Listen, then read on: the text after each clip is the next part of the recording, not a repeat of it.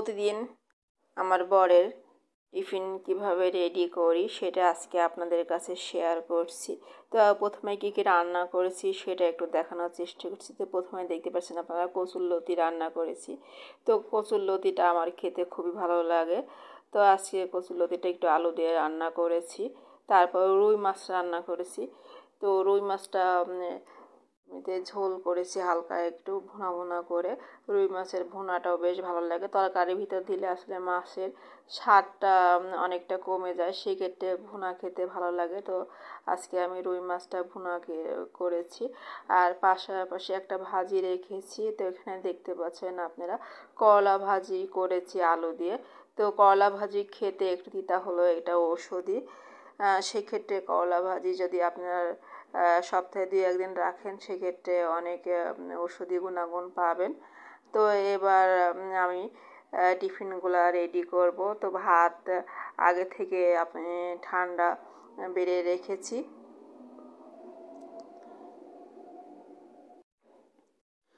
তো এবার আমি টিফিনটা সাজাচ্ছি। তো আমি প্রথমে রুই মাছটা টিফিনে ক্যারিয়ারে তুলে দিলাম।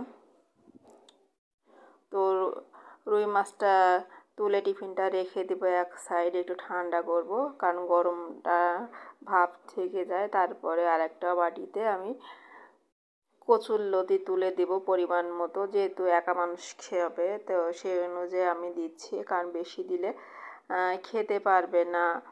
তো এইভাবে আমি কচুরলতির বাটিটা তুলে রেখে ফ্যানের বাতাসের নিচে আলগা করে দিব।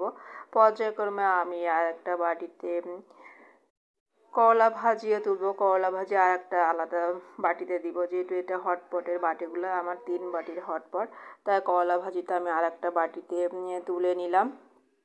তো এভাবে পর্যায়ক্রমে আমি সবজিগুলা তুলে নিলাম। এরপরে আমি যে আগে থেকে ভাতটা বেড়ে রেখেছি, ঠান্ডা করতে দিয়েছিলাম, সেটা আমি টিফিন বাটিতে ভাতটাও বেড়ে নিব।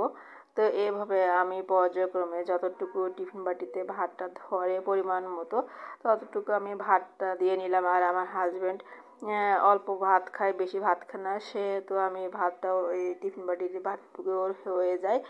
তো এভাবে আমি পর্যায়ক্রমে তরকারিগুলা এবং ভাত সব টিফিন বাড়িতে আমার বাড়া হয়ে গেল। এবার আমি একটা ব্যাগ রেখেছি, আমার ব্যাগটা পাটের ব্যাগ।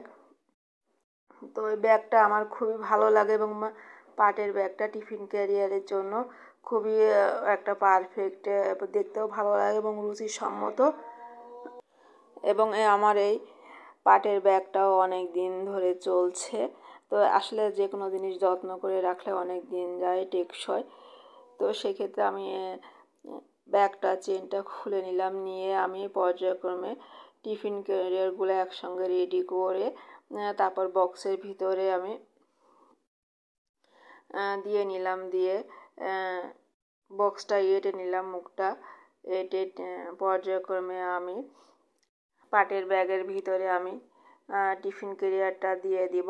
আর আমি পানিটা, যেহেতু আমার বাসায় টিউবওয়েল থেকে আমরা টিউবওয়েলের পানি খাই, তার পানিটাও এক সাইডে দিয়ে দিব পাটের ব্যাগের, কারণ অফিসের ফিল্টারের পানিটা সেভাবে খায় না। অফিসের ফিল্টার যেহেতু রেগুলার পরিষ্কার করা হয় না, তাই বাসায় থেকে পানিও আমি দিয়ে দিই। তো এভাবে পানিটাও আমি দিয়ে দিলাম। তো এইভাবে মোটামুটি আমার টিফিন ক্যারিয়ারটা গোছানো প্রায় হয়ে গেল। তো প্রতিদিনকার আমি এভাবে টিফিন ক্যারিয়ারটা রেডি করে থাকি। তো আপনারাও কারা কারা কীভাবে টিফিন ক্যারিয়ার রেডি করেন একটা কমেন্ট করে জানাবেন।